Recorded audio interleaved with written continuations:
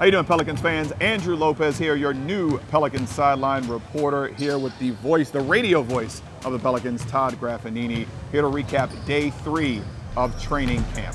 Let's start though, let's go back to last night, because there was a guy last night who was on fire, could not miss. Jordan Hawkins had probably his best practice last night. No doubt about it. Hawkins looked like he did back in last November, December, when he came off the bench and really sparked this New Orleans Pelicans team. But to watch what he was doing last night, coming off those curl cuts, catch and shoot threes, nothing but net, a couple of them pretty deep.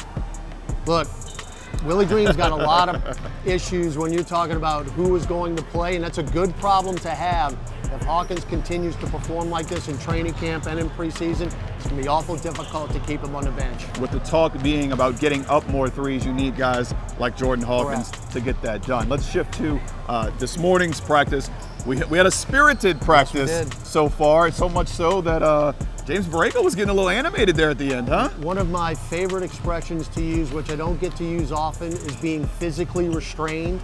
James Borrego was being physically restrained. It got that intense here, but that's a good thing. You love the competition, you love the energy, you love the intensity, and to watch the blue and the white go at it, it got pretty hairy down the stretch, but that's what you like to see. And again, when the quote-unquote second unit is going toe-to-toe with the first unit, that means you got a pretty deep team, and that's what we saw here today. And when you talk about the second unit, we're doing a lot of mixing and matching so far here with our lineups. Blue is typically your first team, white's typically your second team.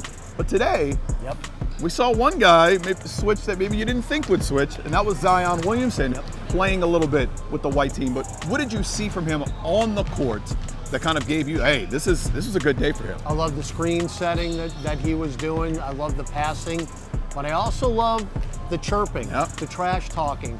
And when you see Z talking and you have that swagger walk, which you can tell he is fully engaged, fully locked in.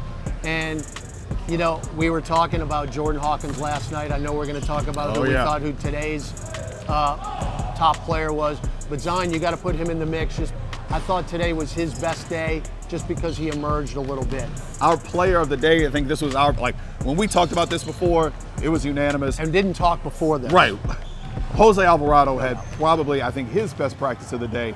Really was good in both of these scrimmages that we saw here at the end. What did you see from Jose? Andrew, he just looks comfortable. And he looks like a 4-year vet now. And look, the contract is behind him. You've got stability. But the thing about Jose is he's not going to relax. I don't know if Jose knows how to relax. He's not going to just be like, hey, I'm in the NBA now, I've got the contract. It's only going to motivate him even further. But now, Andrew, I mean, think about it. He's played in so many meaningful games, playoff series. He is a seasoned vet, and he looks like it out there. He is absolutely comfortable running the second team, but he's not afraid to put it up. And of course, we saw at the very, very end, he had an unbelievable pass to Yves Missi. Unfortunately, Missi missed the layup that would have won it for the gray team. But look, Jose can do it all, and he is going to be in a big way for this club in 2024-25. Todd Graffagnini, Andrew Lopez, thank you guys for watching your Training Day 3 recap.